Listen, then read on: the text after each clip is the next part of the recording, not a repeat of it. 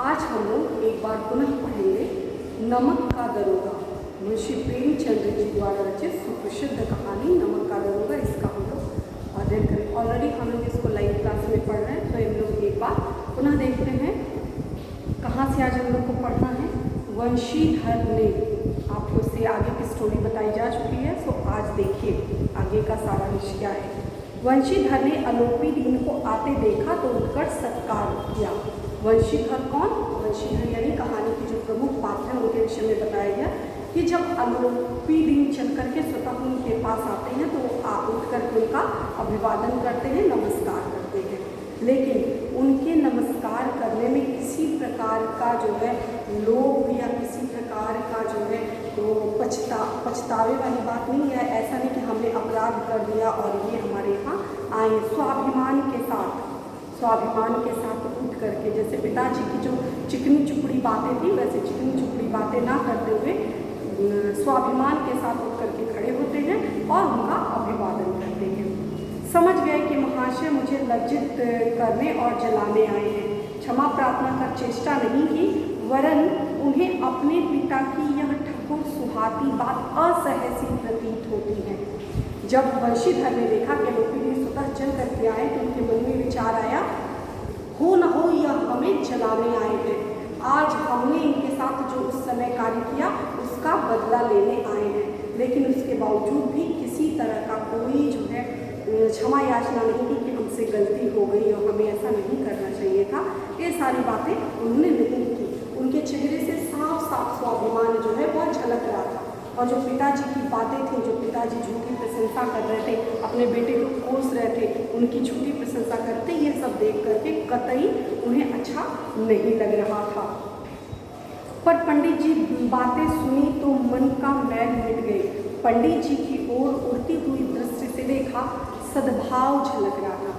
लेकिन जब मुखातिब हुए, उनका चेहरा देखा आलोपी दीन का, वंशीधर ने, तो उन्हें लगा कि नहीं, मेरा सोच जो था वो गलत था और ऐसी बात नहीं है, ये मुझे नीचा दिखाने यहाँ नहीं आए हैं, बल्कि इनके मन में मैल नहीं है।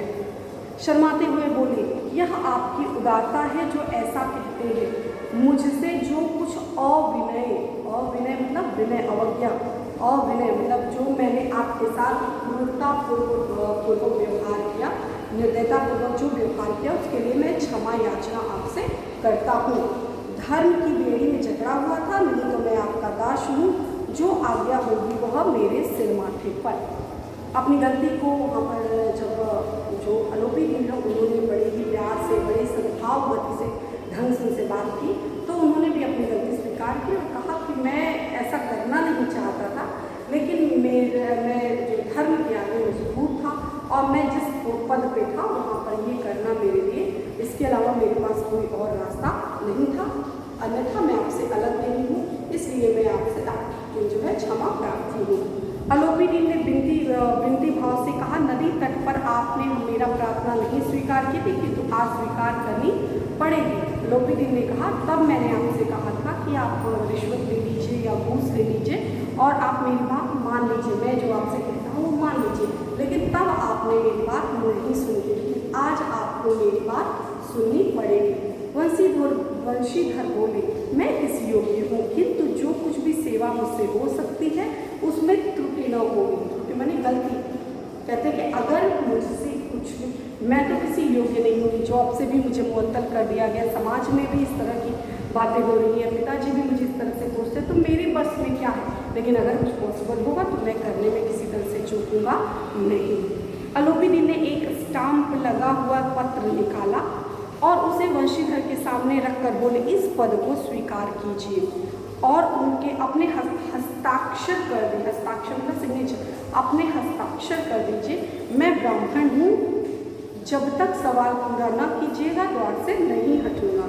बड़े ही विनम्र भाव से, बड़े ही विनीत स्वर से उन्होंने कहा कि मैं एक याचक की भांति आया हूँ और याचक की भांति ब्राह्मण हूँ, मैं आपके पास आया हूँ और जब तक आप मेरी बात को नहीं मानेंगे मैं दरवाजे से यहाँ से हटने वाला नहीं हूँ और आप मेरी बात को स्वीकार करिए और इस पद को आप ग्रहण कीजिए। बड़े ही विनम्र भाव से आलोपी दीन ने वंशीधर से जो है एक याचना की, एक निवेदन किया।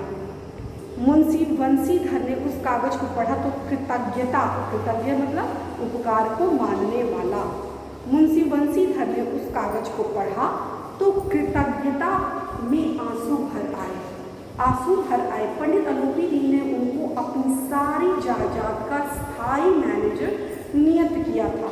6,000 रुपये वार्षिक वेतन, 6,000 रुपये वार्षिक वेतन के अतिरिक्त रोजाना खर्च अलग, सवारी के लिए घोड़े, रहने के लिए बंगला, नौकर चाकर, यह सब जो था वह मुफ्त था। कंपित स्वर में बोले, पंडित जी मुझ में इतना सामर्थ्य नहीं है कि आपकी उदारता की प्रशंसा करूं, किंतु मैं ऐसे उच्च पद के योग्य नहीं हूँ। अलोपीदीन ने उनको पूरे विनय के साथ, पूरी नम्रता के साथ उन्हें पद के लिए उन्हें विनय की कि आप इस पद को ग्रहण कीजिए, आपको 6,000 रुपये मासिक वेतन मिलेगा, नौकर चाकर मिलेंगे, बंगला मिलेगा, आने जाने के लिए जो है जो भी खर्च होगा वो आपको फ्री होगा। सो इतना बड़ा दिल, इतनी बड़ी उदारता को देख करके वंशीधर ने कहा मैं इस योग्य नहीं हूँ। आप इतना बड़ा दिल रखते हैं, क्यों ये बात कही? क्योंकि उन्होंने, वंशीधर ने उस समय जैसा व्यवहार उनके साथ किया था, अगर उनके स्थान पर कोई दूसरा व्यक्ति होता तो निसंदेह इनका बदला लेता, लेकिन अलोपीदीन ने ऐसा नहीं किया।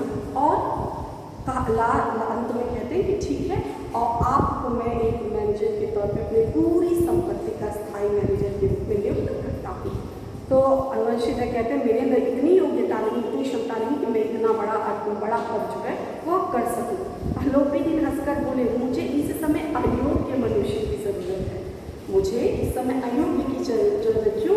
क्योंकि मैंने हजारों अनगिनत योग्य पुरुषों को, लोगों को देखा है।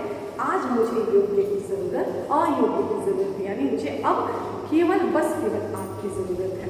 वंशीधर ने गंभीर भाव से कहा, यूँ तो मैं आपका दास हूँ। उनकी मुद्रा में गंभीरता स्पष्ट झलक रही थी, स्वाभिमान का भाव स्पष्ट लग रहा था।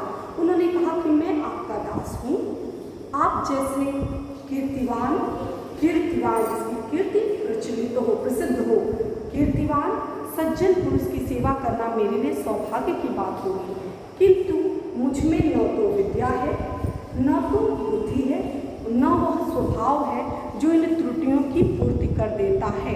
ऐसे महान कार्य के लिए एक बड़े मर्मज्ञ और अनुभवी मनुष्य की जरूरत है।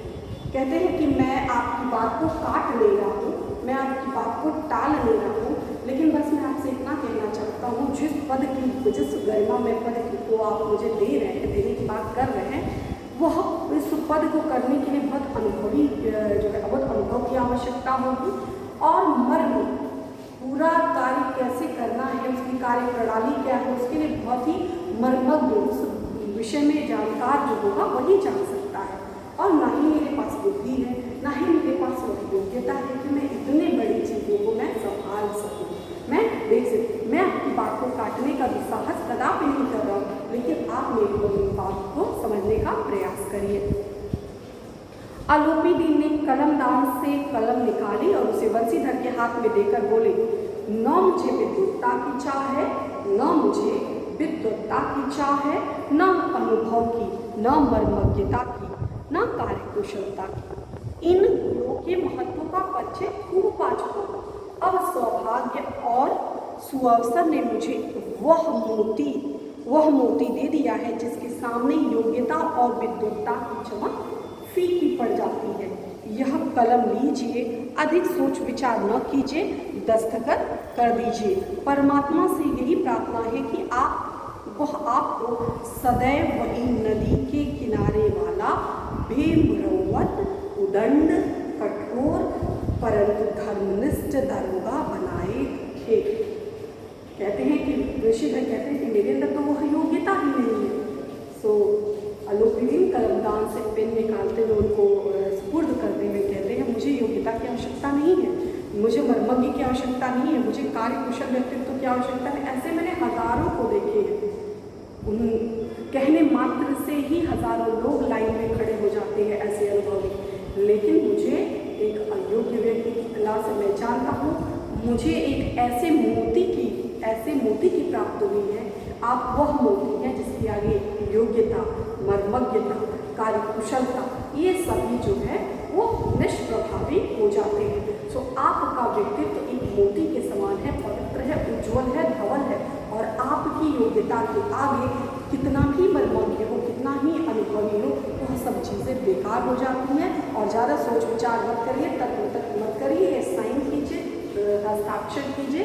और मैं ईश्वर से प्रार्थना करूँगा आपके लिए कि आप सदैव नदी के किनारे वाला, जिस समय पहली मुलाकात अलोपी दीन से और वंशीधर की हुई थी, तो उस समय किस प्रकार उदंडता के साथ, किस प्रकार जो है अपनी बात को स्वाभिमानपूर्ण ढंग से निर्दयी की भांति उनकी हजारों याचना को न मानते हुए किस तरह से व्यवहार किया था। तो कहते हैं कि मैं चाहता हूँ आप सदैव वैसे ही बने रहे।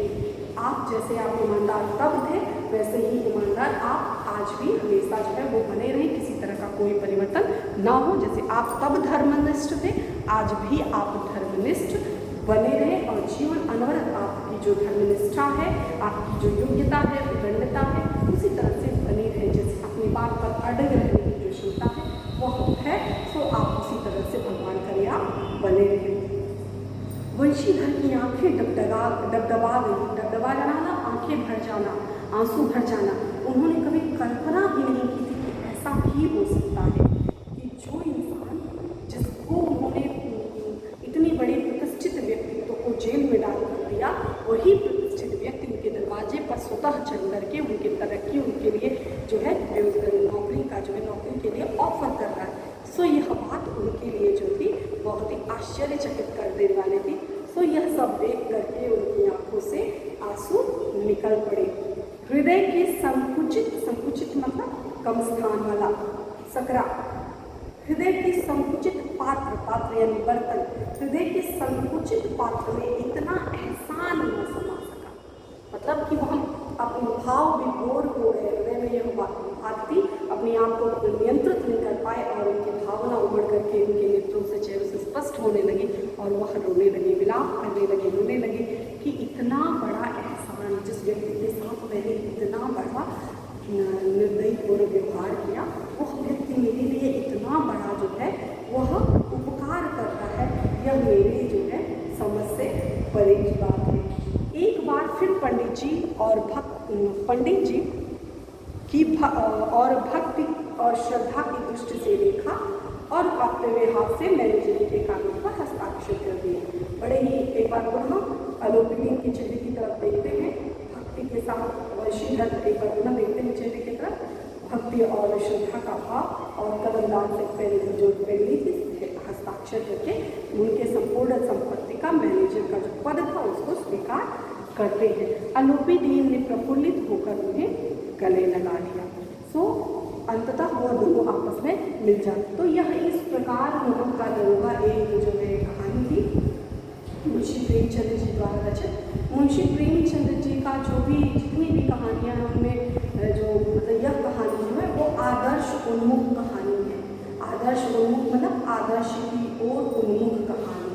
इसमें बताया गया है कि जो है अंततः जो अलोपी दीन का व्यक्तित्व है वो एक जो धनी सेठ जी व्यापारी का व्यक्तित्व है, वो किस तरह वो धन के माध्यम से, धन के सहारे किसी को भी अपना दास बना सकते हैं।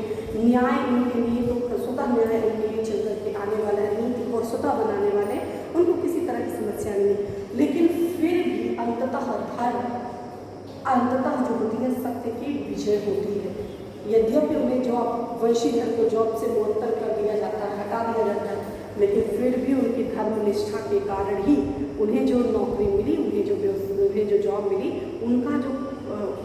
उनको जो देने वाला था, उनका जो कार्य था, किस कारण उन्हें मिला, सो उनका धर्मनिष्ठा था।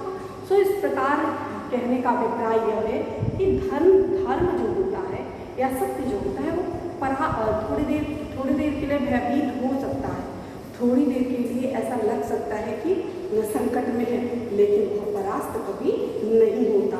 यानी जब भी हम सत्य के मार्ग में चलते हैं, सही कार्य करते हैं, तो मार्ग में बहुत सी रुकावटें आती हैं, बहुत से व्यवधान आते हैं। कभी कभी लगता है कि हम हार गए, लेकिन पुनः जब हमारे अंदर वह जो इच्छा शक्ति होती है, वह दृढ़ इच्छा शक्ति होती है, तो अंततः हम विजय प्राप्त कर लेते हैं, और हम कभी हार का मुंह जो है वह नहीं लेते। तो कहानी में भी वंशीधर हार के भी जीत जाते हैं, वह हार करके भी विजय की जो मुकुट है उनके सिर पर जो है वह सुशोभित होता है।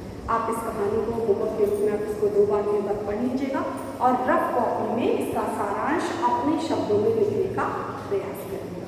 धन्यवाद।